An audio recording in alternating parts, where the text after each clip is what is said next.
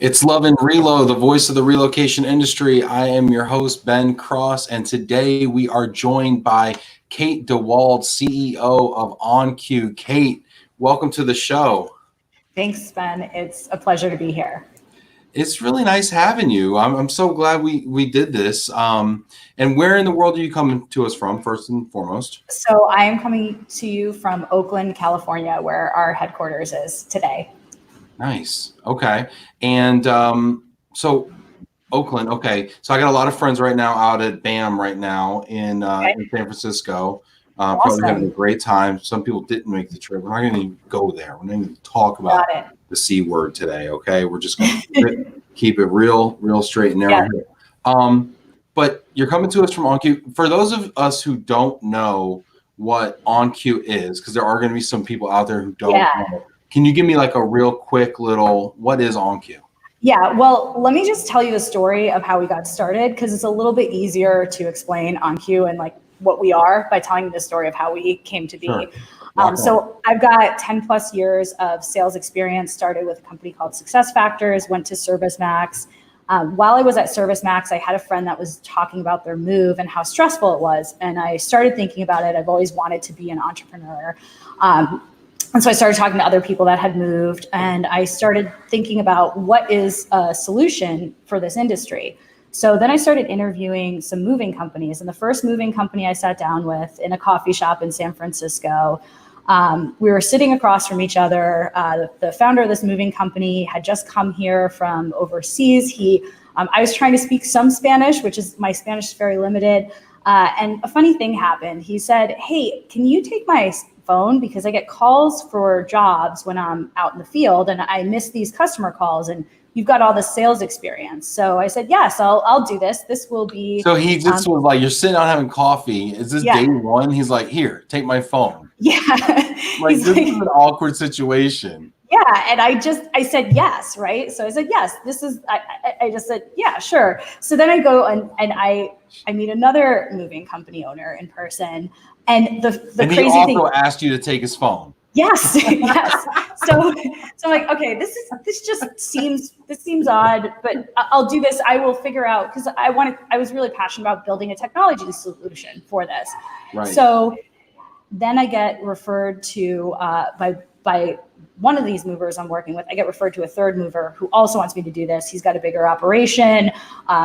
Obviously, we needed to build technology and a platform for this. So at that point, I said, let me just call movers, see how big a problem this is. I mean, this is strange that it happens for these three. Maybe it's just these three. So I called 200 movers in San Francisco. I pretended to be a customer, and only 40 of them called me back within 2 business days. And that's when I realized, wow, this is a problem that exists, whether you're in San Francisco, Dallas, Austin, London, Australia, wherever you are. If you're the owner of a moving company, it's really hard to respond to your leads and be there when these people are looking for movers. And like real quick, like, why do you think that is?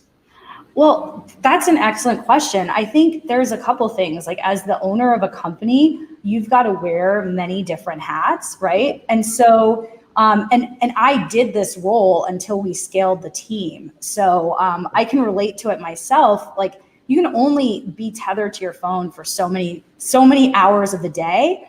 And it's this constant friction point, right? Like, it's Saturday afternoon, right? You're waiting to go to your friend's wedding, and a call comes in for your business, and you're like, do I take it? Do I not take it? And you try to hire somebody, but you're going to hire somebody. They're only going to want to be there Monday through Friday, 9 to 4. Guess what? People are going to call later. So I think, it happens because I think also, like, moving companies are so operationally focused.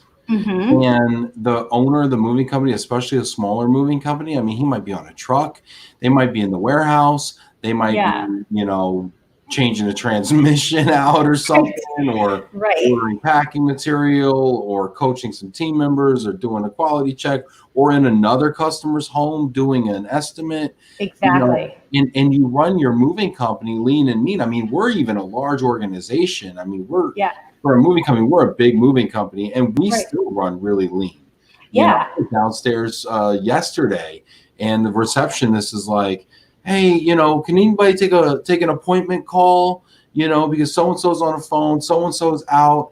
And it ended up being our customer service manager happened to be there and she took it. Right. Yeah. But it's a real thing, It's a real thing, and it's universal, right? Like you said, I mean, we have larger moving companies too. Even if you've got a team of people, somebody calls in sick one day, they want to go on a vacation, everybody goes out to lunch, right? And people, especially with today's consumers, right? They expect you to be there when they are. So I think that's a lot of it, and it's also, it's as the owner, you have to. If you want to grow your business, you do have to be able to work on things that are going to help you grow the business. You've got to hire, you've got to buy trucks, hire people. You have to do all these things. And if you, all of a sudden you're trying to go do one of those things, you get a phone call, you're going to it's hard to switch gears. It's it's that whole saying, you got to work on your business, not in your business. And sometimes it's funny, answering the telephone is probably one of the things that keeps you from being strategic, but it's also one of the most important functions because that's your lifeline.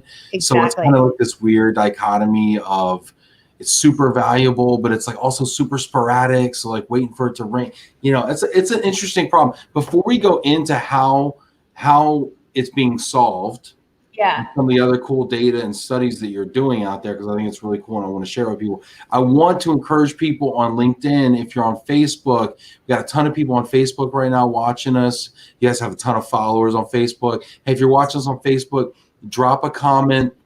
Let us know where you're watching from, maybe what your company is. I'd love to give you a shout out if you have a moving company or a relocation company, or if you're just a person that really loves watching relocation-based talk shows at 4:30 in the afternoon, go ahead and drop one in the comments, and we're going to give you a shout out. We've got a few coming in now. I want to honor those people right now. Let's see. Jamie Massler, hi, Ben and Kate. Cheers from sunny Mississippi. Jamie, I will see you tomorrow on Love and Relo. Can't wait for that. Oded Carmi, Love and Relo veteran, checking in from Titletown, Boston. We're talking about old stuff, Oded. And Eon's a van line, DN Van Lines out there. Craig Allen, hey Ben and Kate from Eagle, Ohio. Craig is also working on some issues, some problems within the moving and storage industry and customer facing problems. Rory Ramirez, hello everyone from Mini Moves in Broadview, Illinois. Rory, the Cal Ripken of Love and Relo. Be out in Chi-Town on Monday, man. You got to come find me. Janet Turner, hey, just landed Houston, checking in while waiting for luggage, sending love. Love you, Janet. Janet's my heart. Victoria McCullough, hi, Ben. Hey, Victoria. Victoria, I think we need to get you on the program too. Victoria, you check in a lot too, and I love your comments. Paula Kupka, hi, Ben. Hey, Paula, good to see you. Angelo Martini tuning in from sunny Farmington Hills, Michigan. Angelo, are you downstairs right now? Get to work, man. I'm just kidding. Anyway, we got some cool people checking in here. Oh, and then we got Hawaii. Vinny from Nike on vacation in Hawaii with his family. It's probably like 10 a.m. I don't even know. Yeah, it's 10:30. They're 3 hours behind us. Oh, it's 10:30. He's like got three knuckles in the pokey. He's probably drinking mimosas poolside. Aloha from Hawaii. Vinny, also, you need to get on Love and Relo. This guy, Vinny, have you ever met Vinny, Kate? No. Oh my God. But I need an excuse to go out to Hawaii, so. Won't be there long, so pack your bags. Yeah. He's probably coming home soon. Get home safe, Vinny. But Vinny's got a great heart. Another great, and that's the whole reason that. Well, I'm not going to get into a rant, but I mean that's where Love and Relo came from, because we have so many wonderful people in this industry. Ryan's a good friend watching from Florida, where my company specializes in moving old people from home to the hospital. He's an EMT. Firefighter, paramedic. Love you, Ryan. Little known fact, Ryan's delivered at least 2 babies that I know of. Oh, wow. But anyway, I digress. Kate, sorry about that. Thanks for taking. No worries. Before we jump in too far, I would love to just ask.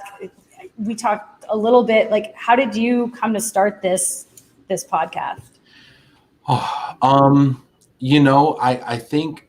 I think that as I talk to people, I would go to these conferences and I would have these amazing conversations with people like Vinny, people like Janet, people like Oded, you know, just all these people that are checking in right now. And we would have these amazing conversations, usually over a glass of wine or something. And we would have like these, I feel like they were life-changing conversations. You ever have a conversation with somebody and you're like, I think that might have changed the trajectory of my entire life. That conversation in the coffee shop for sure. Yeah, right? when the guy's like, hold my phone, right? Yeah, and you don't know if like the NSA is going to pop out of the bathroom and lock you up, or you started a business, right? Yeah. So I have these conversations with these people and they touch my heart, and we impact lives, they impact mine, I impact theirs. And I'm like, how do I scale this experience? Like, how do I feel like this every day? And how do I hopefully help other people feel like this every day? And this is a platform I came up with, LOVE+RELO. It puts love first, but in a relocation context. And I said it to a friend of mine who's also a client, and I ended like signed off my email, like, because I don't know, I was feeling myself that day or something. Yeah. And I was like, LOVE+RELO, Ben, and she's like, oh, that's hilarious. Well, I love the name, and it's so true, right? Because as relocation professionals, moving companies, you're helping people with this very stressful time in their lives, and all of the service providers, from relocation to moving companies to like, you're all involved in this like very very stressful part of someone's life. So having that, coming with empathy and love to that, is just awesome. So. Yeah, and I think relocation services miss the mark when they take the love out and when they take the human factor out. It's so funny. I deal with moves. I mean, we process dozens of moves every day, right, for my company. Yeah. And so like people become a name on a day sheet, you know, and if people become 2 men, 8 hours, or people become 3 men, 4 hours, you know, people become just facts, figures, and data sets. And then it's your turn to move. And all of a sudden, like, everything is the biggest deal in the world, you know? And everything's super important, and your family's freaking out, and people are screaming and crying and whatever. And you're just like, and so I think we have to always keep that front and center too. So, agreed. Yeah, that's great. Yeah. So you were telling me about, you're telling me about kind of your story. People kept handing you their telephones. So you're like, okay, there's obviously a problem here. Yeah. But what made you think, okay, I actually want to solve this problem? Yeah. You could easily just handed the phone back. Right. I mean, I've always been passionate about industries that like serve people. And so, you know, moving was kind of a continuation of that, and also small and medium-sized businesses. And if you look at the majority of the market, there are a lot of small and medium-sized companies in the industry, and helping them has always been pretty near and dear to my heart. So, you know, it was really about meeting these awesome customers who, when I talked to them, you could just feel how much they cared about moving people and how much they were building a livelihood here.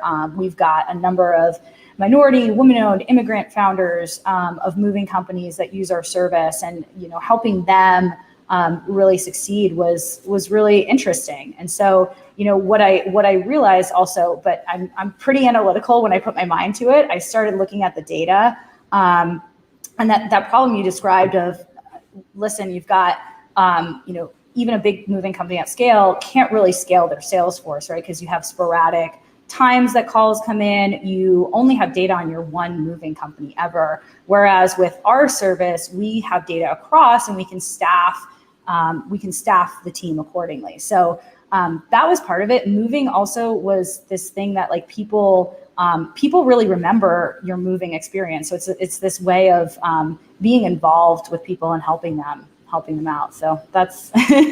But were you like always like an entrepreneur? Like, are you the type of person like, I have to fix this problem? Or you were just like, hey, yeah, I'll hold your phone and I'll take a call and I'll close one, and I'm like, oh, I'm really good at this. Like, what was that light bulb moment like? Yeah. That made you decide like I can make a job or a company? I was like, I didn't follow a conventional path, and I hope this is helpful for anyone that is thinking that someday they want to be an entrepreneur, because I would tell you, do it. was funny. The successful ones always tell you that. The bankrupt people who are like, oh no, I've talked to ones that would be considered unsuccessful as well, and they say the same thing. Really? Okay. Yeah, they loved doing it. Like, you have to try, and everybody's an entrepreneur in another way. So I was a wantrepreneur, I would say, for quite some time. I had. Well, what does a wantrepreneur mean? Like, I guess I wanted to be an entrepreneur, but I wasn't quite ready to put my feet in, and do it. And I hadn't done the whole, like, I hadn't been coding since I was 5 years old. I was gravitated towards like the sales piece of things. And I kept going to startups that were earlier and earlier. I joined a mid-stage startup at first, that grew a lot. Then I joined a startup selling like the first few customers. And so I kept going to these earlier companies. And that's when I realized that, hey, I need to do this. I just need to find the idea. So it was this magic moment of like, okay, there's a problem, but let me just fix this problem first, and then I'll worry about like what the end game is. Like, I was really focused on like, let me find a market with a problem that I think I can solve and people I want to help, right? I think that's really important, that you want to help the customers that you're serving. And I fell in love with the relocation industry. Well, and I think that's key, right? So they'll call that product market fit, right? Yeah. And you have to actually find a legitimate application for this product or service that adds value. And It's not just, hey, I want to be the next Uber for moving, and I'm just going to try to make $1 billion. But it's like, no, how do I actually improve people's quality of life or customer experience, or you know? And that was really big for me too, because, at the time there were a lot of Uber for moving companies starting. And, what I thought was really impactful is moving is a skilled talent, and it does make a difference, the mover that you choose to go with. And I wanted to be on the business side. I believe like elevating all the businesses in the industry is really the way that we can move this industry forward, rather than trying to be a disruptor and disrupting the industry. I think that's really the path forward here for this industry. Actually, we have a little comment from the book from Justin Burnett. How does Oncue maintain such a high quality of customer experience for all of their calls? How is Oncue different from any other call center out there? Okay, want me to take that one?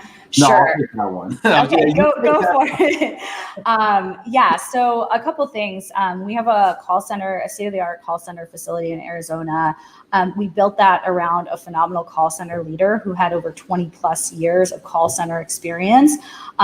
He has been at really industry-leading companies. He started with a company called MBNA, which is it's a world-class company that was known for their sales and customer service. So it starts with hiring great people. The difference with our call center, obviously, is that we're focused specifically on moving, and we have built a whole software platform around making that call center effective, and then allowing moving companies to manage their end-to-end business.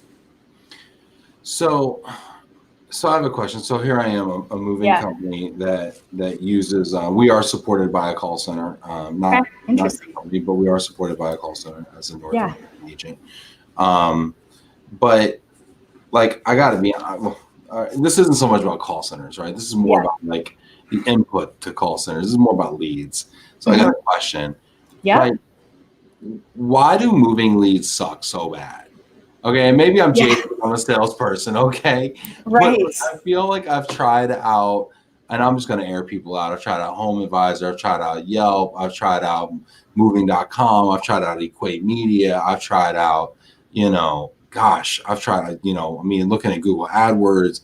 Like, they all suck so bad. Like, what am I doing wrong? I mean, maybe you can help me out. Yeah. So I don't think you're doing anything wrong. And I don't either. That's what I'm saying. I don't think and I actually, I'm sure that some members of our sales team, I'll be honest, probably ask our sales manager this question sometimes too. I think there's a few things that go into it. So there are some really, obviously there's like high quality, like really above and beyond high quality sources. The best are repeat and referral customers and direct mail. Like there are some studies that show that those types of sources really work.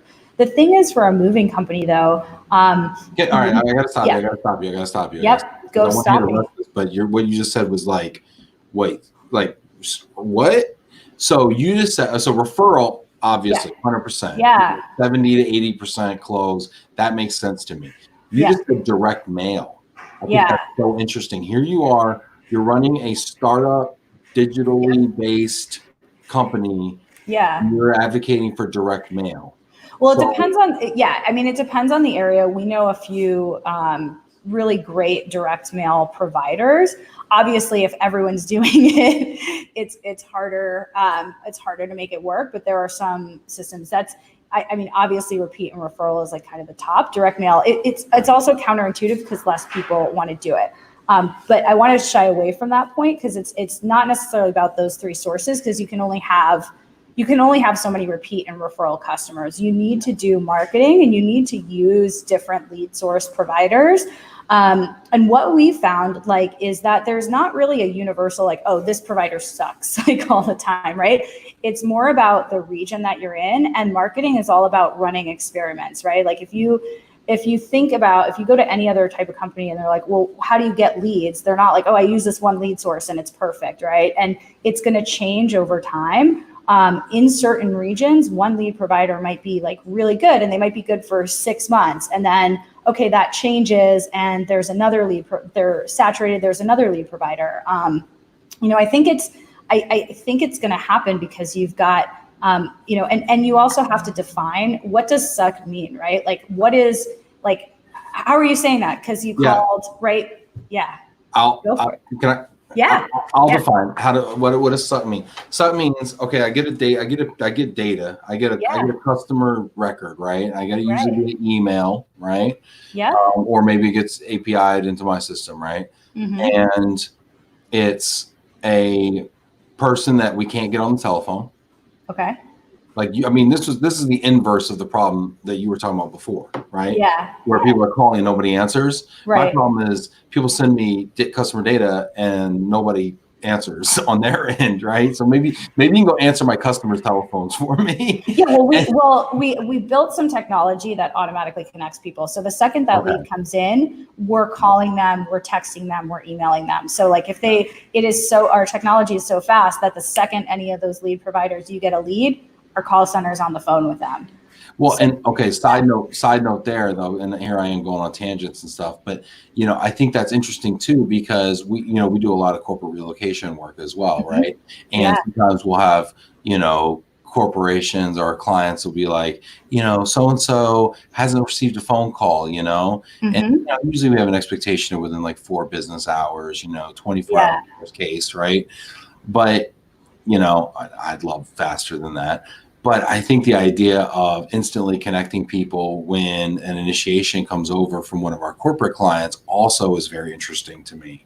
So that you have this immediacy because, and I don't know if you were watching yesterday with Tim Nowak from Perry & Company Realtors, we live in an age of urgency and instantaneousness where it's just and it's because I'm in this, because we get so easily distracted. So when I'm actually in a mindset to focus on making a moving decision right now, or picking a landscaper or picking a painter or buying, a realtor, that's what I want to do. And I'm going to go down provider until I get that solved, check it off my box and get back to you just described the exact use case. So that's, I think, a big point of it's not so much these lead providers suck. It's you have to be first to respond to them. And that's what we're really focused on, is being that first, regardless of what lead provider you use. Our system can integrate and communicate with that person the second that they're there, that they're looking at this information. So, we have all these stories of people being like, wow, I was just on a website. It's amazing how fast you call. And then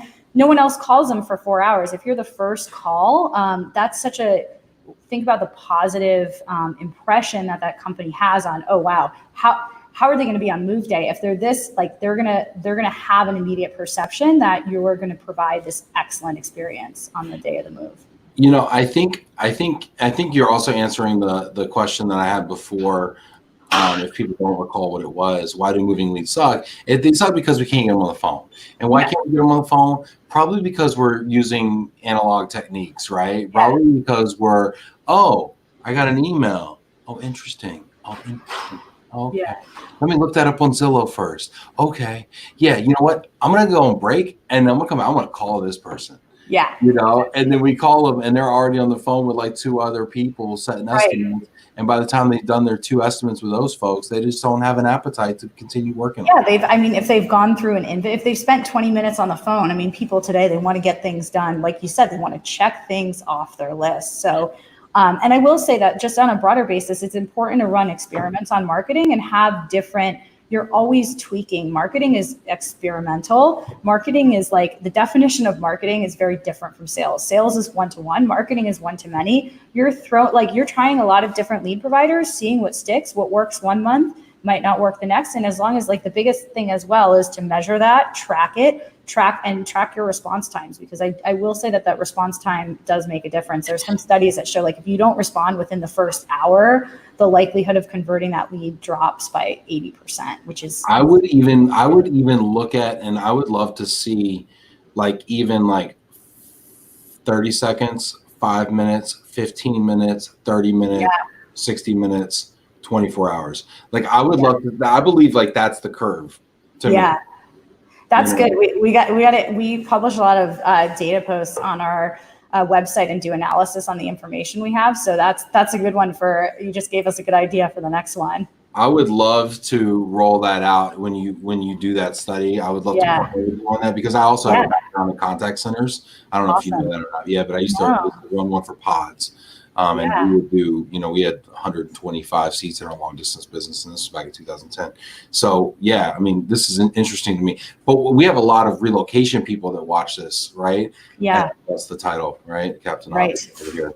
But my point in saying that is to tie it all together for them is I think there's a use case within relocation as well. Now, relocation is more client B2B, right? And so people think that they don't have the same burden of urgency that maybe a COD people do. Mm-hmm. But what's interesting is, how many of initiations I get for moves that are corporately directed or corporately paid, but yet the transferee already has a quote from a mover or 2. Mm-hmm. And now the RMC or the corporate client is coming to me asking if I can match this price. Yeah. Maybe the price is not all inclusive or is not, 100% above board or whatever, because they've gone out to the general marketplace. And so I think as relocation providers, we have to understand that the same consumer experience, I mean, we have to match that same level of urgency that's out there in the consumer marketplace. And actually it's interesting. Paula Kupka here from Crown Relocations, which is a global moving company of I think they have 166 locations or something like that all over the world. Yeah. Fascinating company, fascinating owner as well. But she said, and she's spot on, our behavior as consumers have changed and our desire for instant results is key. Think Amazon. Mm-hmm. Exactly. And that's the new normal for us. Yeah. Yeah, I mean, think about it. People expect if something doesn't get to your house in 2 days or you can't get it, you expect things instantly. And I think we're also seeing that in the B2B world with the way that people purchase and buy B2B solutions today is completely different too. Look at the momentum that something like Slack or Zoom, people want to purchase these things, do it online. And do it talk to somebody quickly, but the sales cycles are much shorter. You can't just have someone send in a request and wait a week to send them what they're looking for. So I agree, instant results and consumer, it's across the board. We got a few more comments I want to honor here. Linda Gerard, hi from Boston. Janet Turner sent me a heart emoji. Love you, Janet. I saw Janet's. I saw your video, Janet. Hi, Janet. It's nice to meet you. Yeah, she's great. You should talk to her. She'll probably reach out to you after this. She's just that type of person. Yaron, NYC here. Yaron from Vice President of Military and International Services. I'm getting a phone call right now from somebody that probably ought to be watching this. Mike, go tune in, Mike. Get out of here. All right. Let's see here. And then on the book here, we got some comments for you.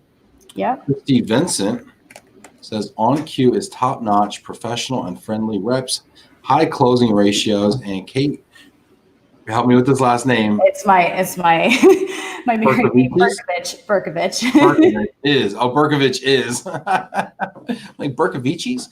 Berkovich is a hands-on CEO. Love their software. Very user-friendly. Hi, Christy. Thank you. Well, how much did you pay, Christy?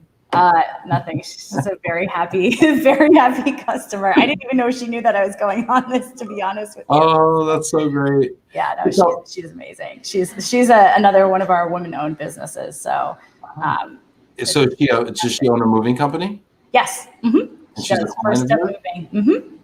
Yeah. Well, I'm sorry. Give them a shout out. What was their name? First Step Moving. Where are they out of? Dallas, Texas. Oh, nice. The Dallas. Big D. I'm in the D. The big D. So I was born in Dallas. Oh, wow. Okay. Yeah. I lived in Dallas 3 times in my lifetime. I also saw that you were in Albany for a little bit. Yeah. Yes. For real. SUNY Albany. Okay. I'm from Cohoes, so there's a. There you go. Yeah. So Cohoes, you're like right around the corner. Yeah. Right down 87. When did you leave upstate New York?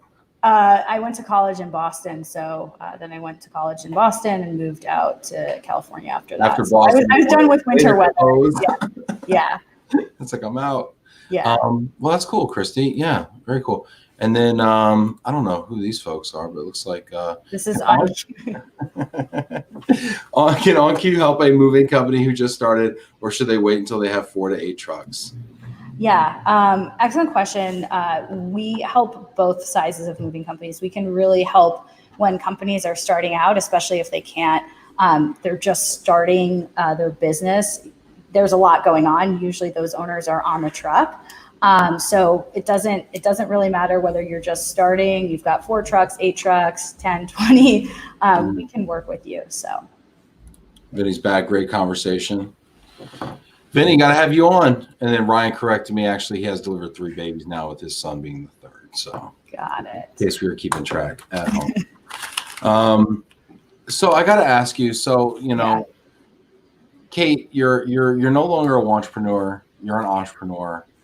What is that like? I mean, for those of us who may be entrepreneurs, right? Like in our life, we're looking at it, and we're like, it sounds so cool, and what is it like?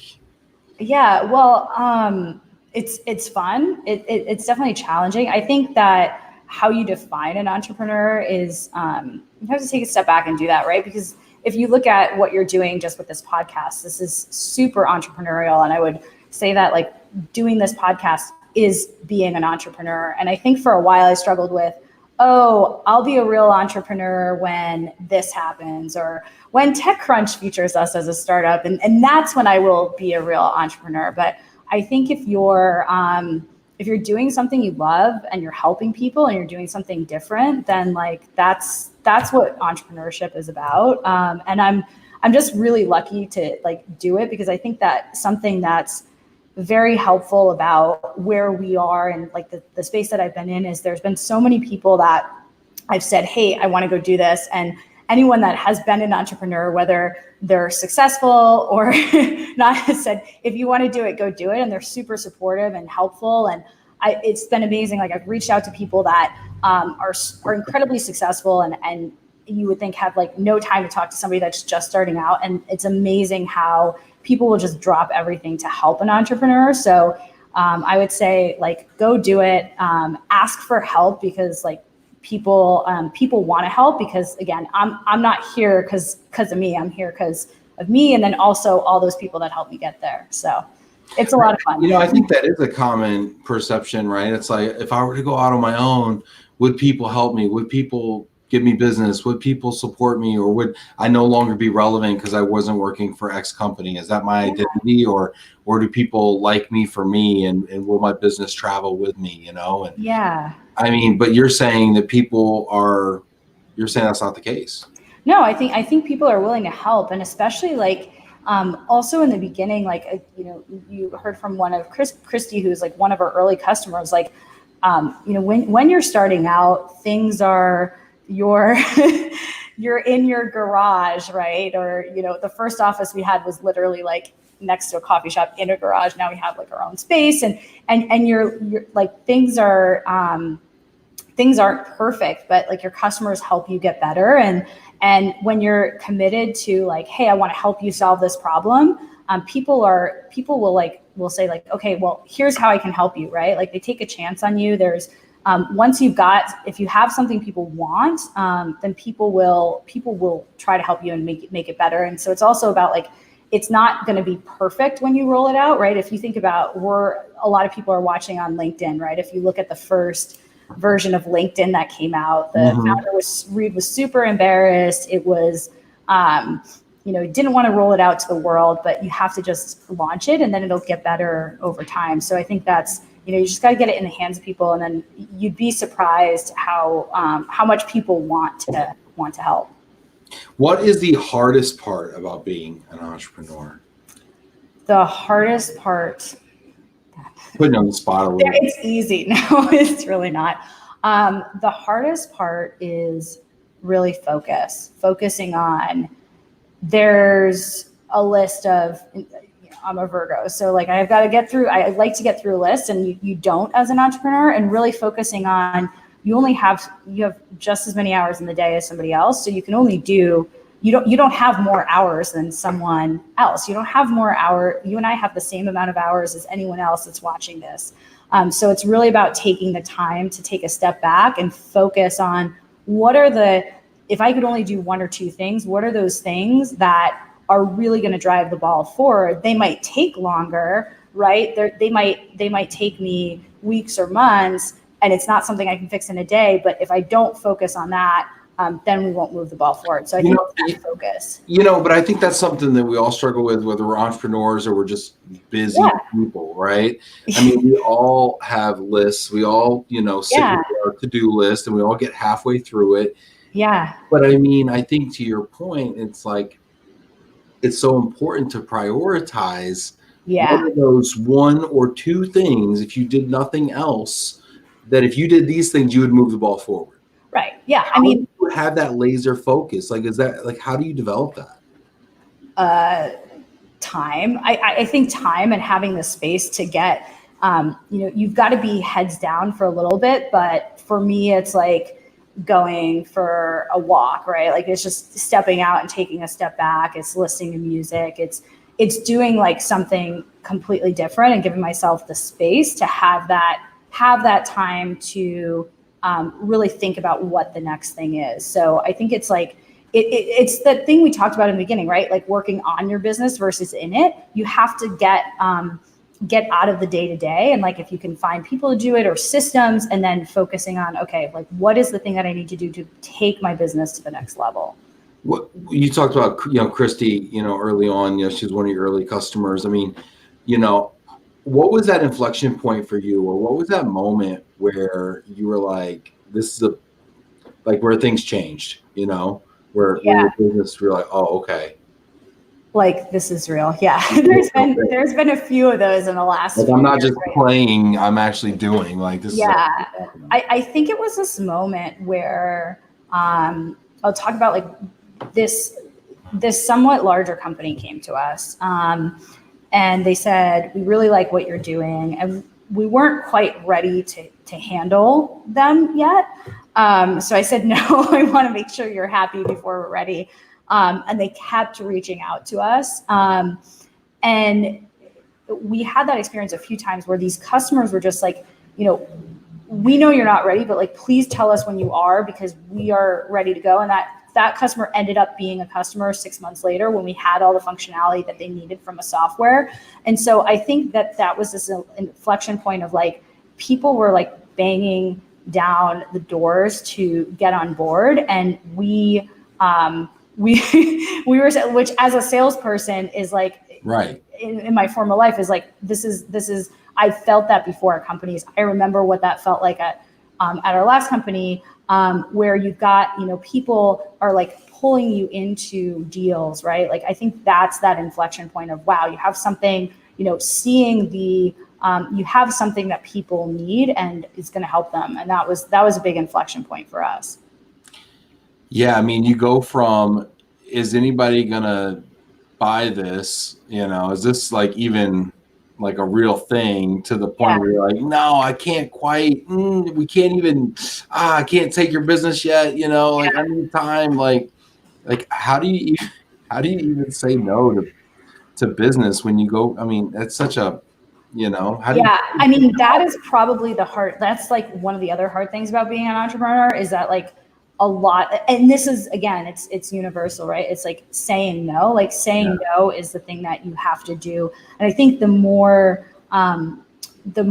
successful you become, the more like lots of people want to like do, like there's more things to do, there's more asks of you, and you have to find a way to like only focus on those things. And like saying no, like to me, I don't look at it as saying no. I look at it as saying no to someday say yes to them, right? Because at that point, it's like, it's really critical that we make sure you have a good experience. And so we want to, we want to make sure that certain things are there to set you up for success. We'd love to work with you. Like, I want you, next time I do one of these talks, I want you posting on Facebook about it. So it's important to me that I don't promise you something that we're not quite there. Yeah, and so it's not no, it's just not yet. Yeah, it's not yet. Yeah, it's like not yet. Yeah, and we want to we want to be a great partner, a long-term partner to our customers. So it's about like, okay, and we'll never like even when we sign up a customer, like there's always more things that we could do to make them more successful. So I mean, that was pretty early on when we're very early in building, but saying no is important. Yeah. We got some great questions and comments coming in, and there's some more stuff I want to get to. Rory Ramirez, this is actually a good segue here, talking about entrepreneurship. Rory says, how stressful was it when you started, and has the stress level gone down?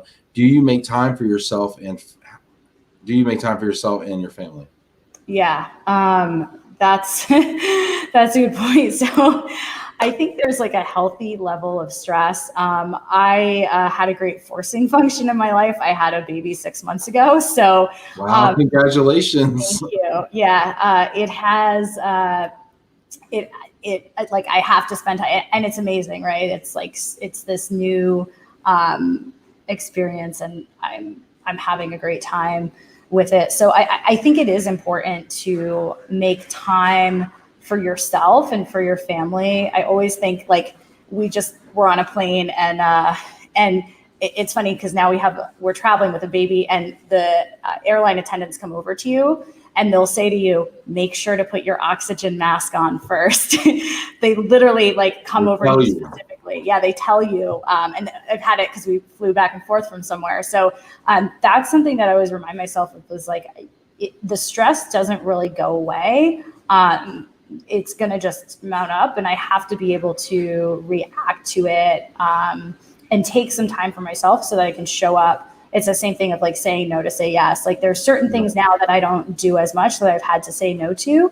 But that also gives me the time and space to make the time for my family, because it's such a critical time in my life, and it's an important part of my life. I mean, like my family is my life. So it's home base. It's like a foundation. You know, you got, it's like kind of like taking care of yourself, taking care of your family, because if that falls apart, you know, the rest of it all falls apart. Yeah, exactly. And you want to, like, I think it's very integrated, right? It's not like, it's, you know, there's no like clear delineation, and it depends on the day and the scenario. Like this morning I had to like take the baby to a doctor's appointment, right? So that means I'm coming into the office later. And so I think that like it's a good segue into like, we as companies need to make sure we're making, giving people the opportunity and space to that do a great job and focus, that they have that time that they need, and that like really it's about the flexibility.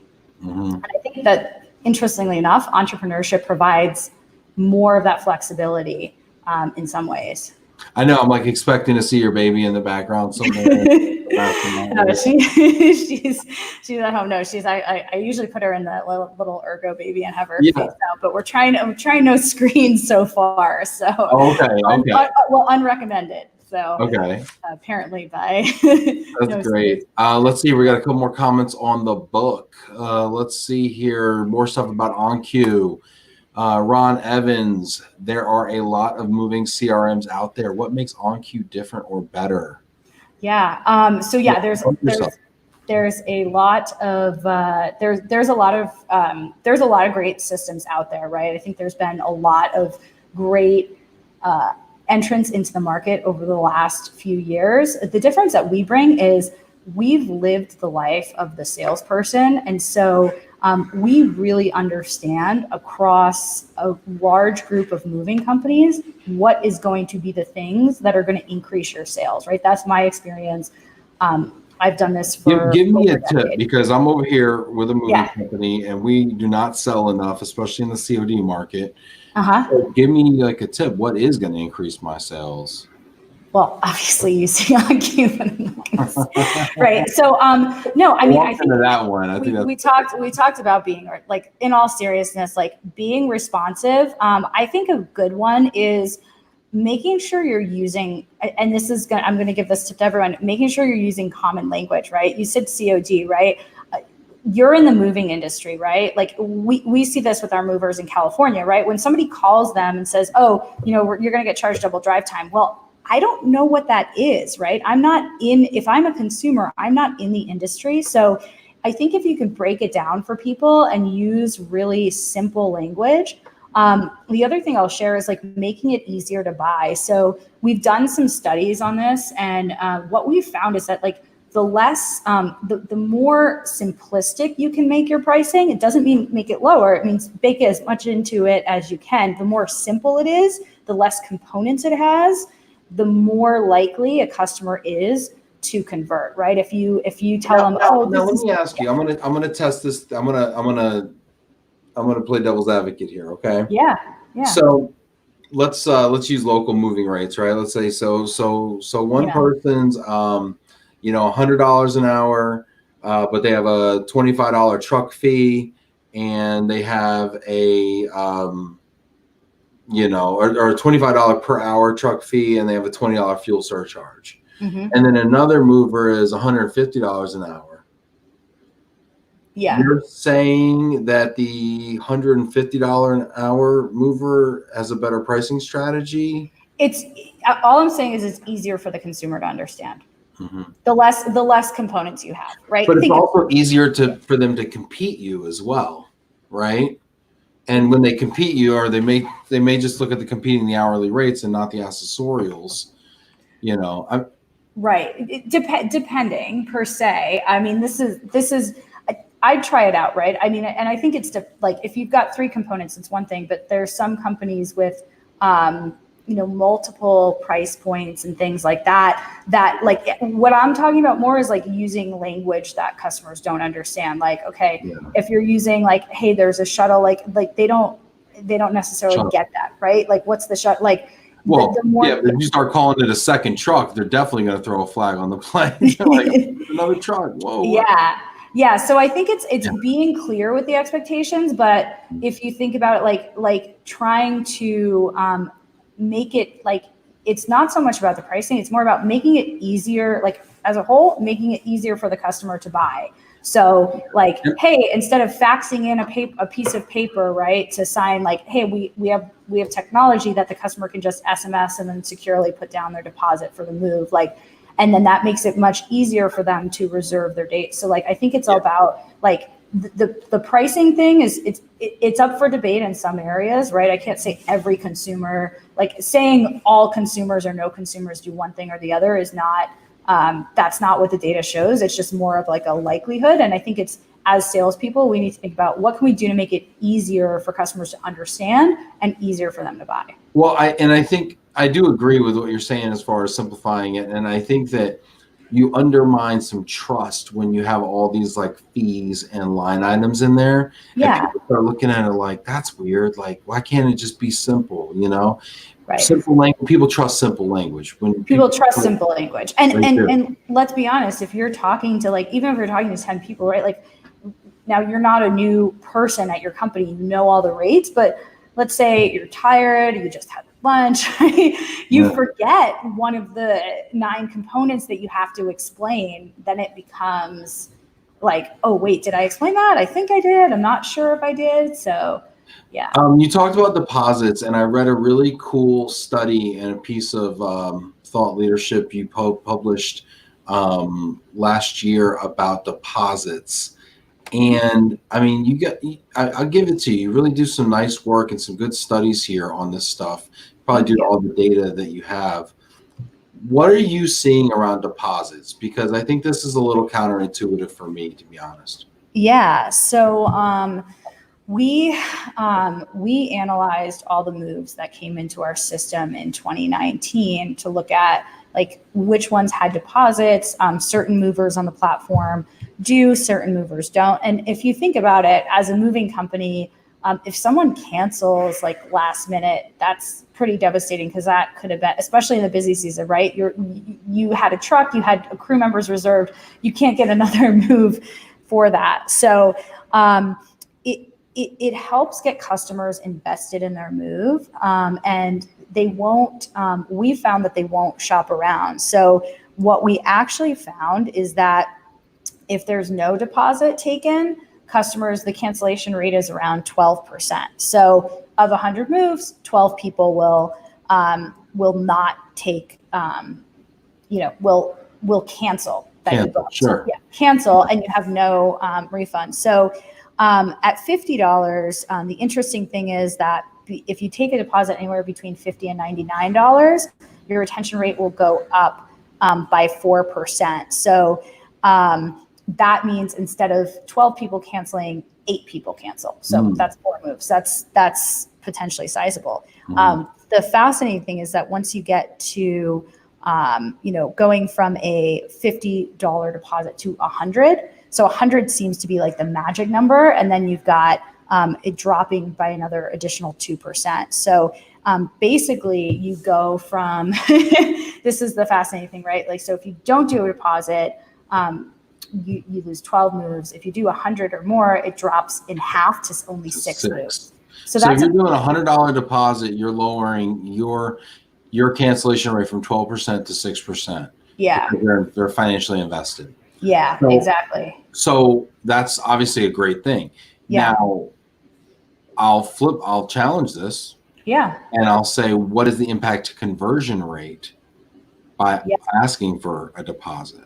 Yeah, that's an interesting question that I haven't. We didn't publish the data on that yet. We're actually working on the information on conversion rate of that as well. So when we would run, so when I've run call centers and stuff in the past, we would test these. I say test. It was a long time ago too, so I don't have data at my fingertips. I can just speak to it anecdotally, which is code for just BS you right now.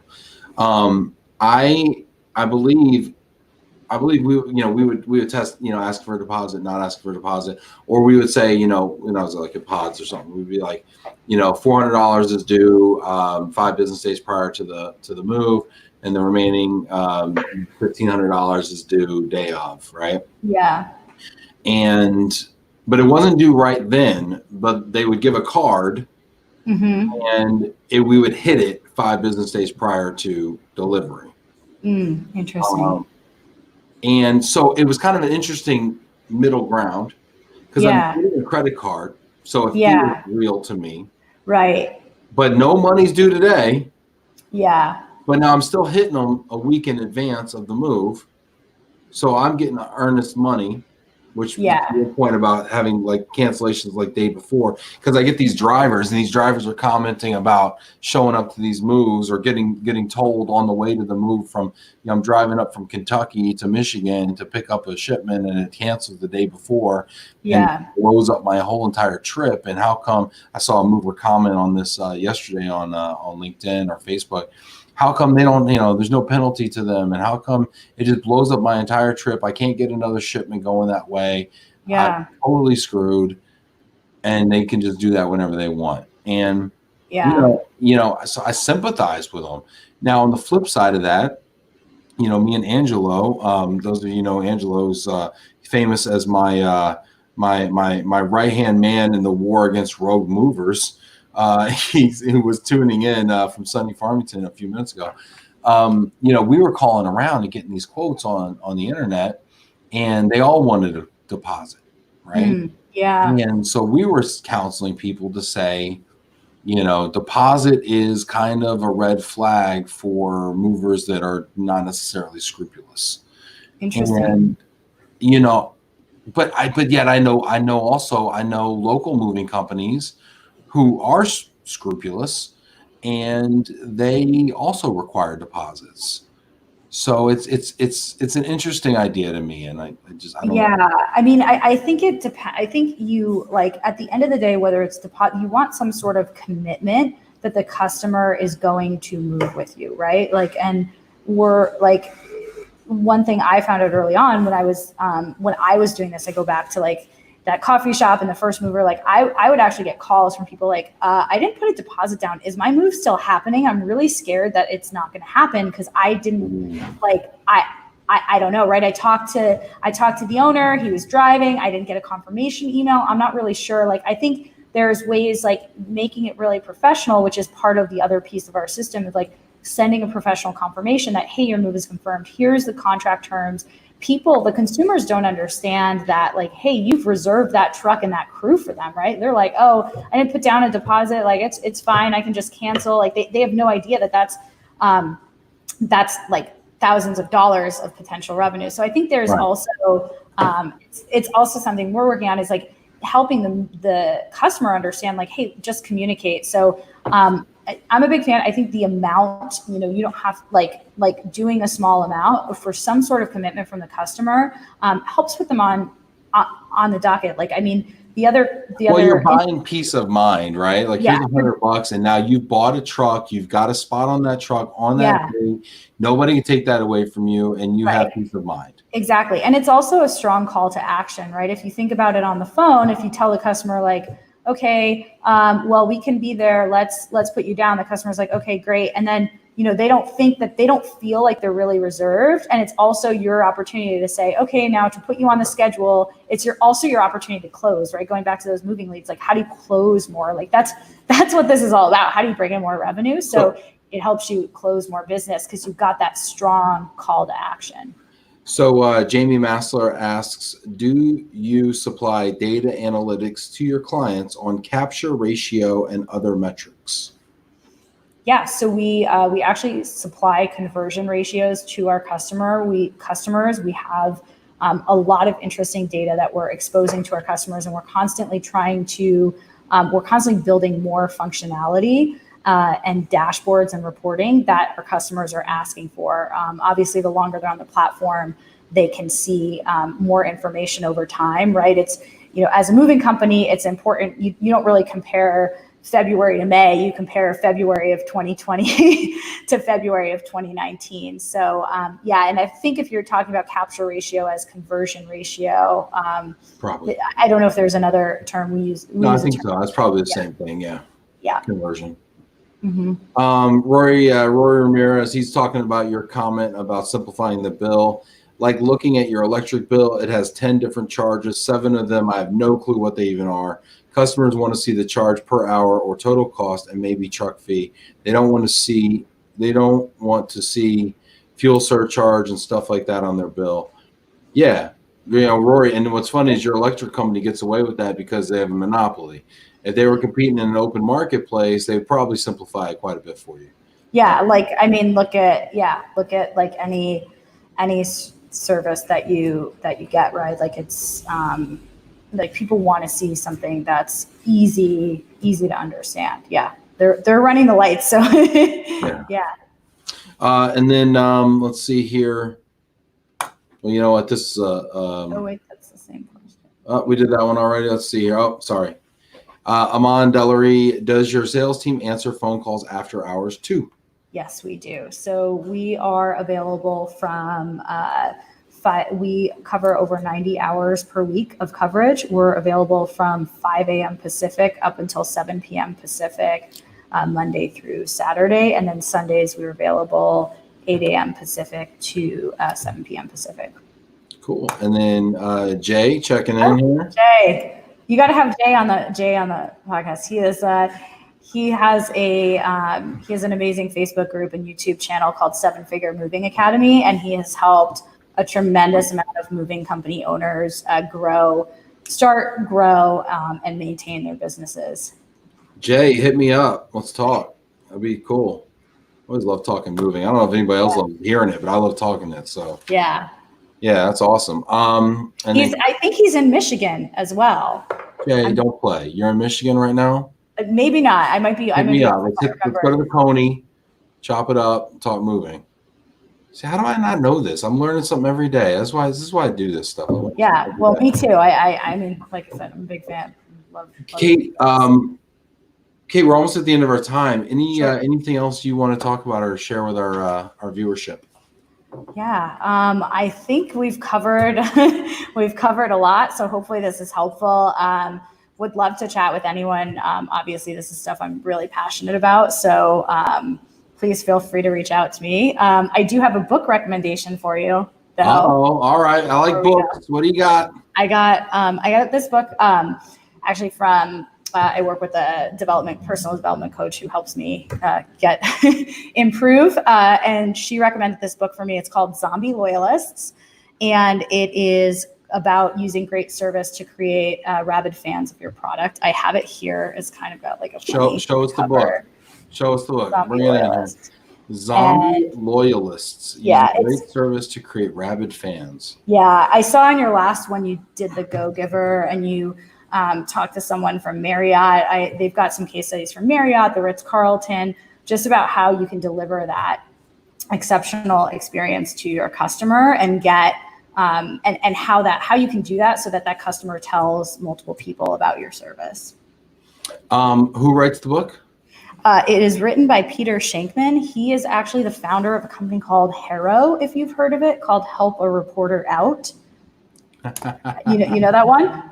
No, but I love the name. Yeah, anybody can sign up for it. It's pretty cool. So basically, every day it aggregates all press questions from across the country, right? Like if I'm a reporter in Detroit and I want to do an article on relocation, right? And so you can respond. It categorizes everything, and then you can respond to that reporter and get featured in the press. So I think my dad checks that out. He's always getting featured and stuff, Yeah. Oh, that's interesting. So you know what? Here's the deal, Kate.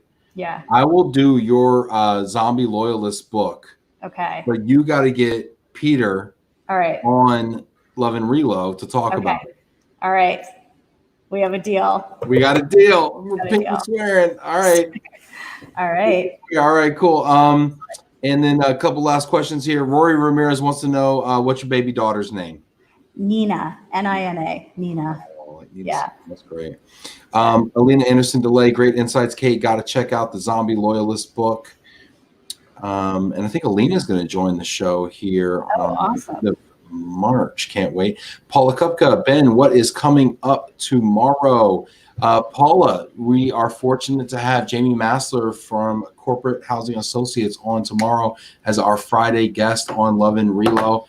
And with that, I would like to thank Miss Kate DeWald, CEO of Oncue, for joining us today.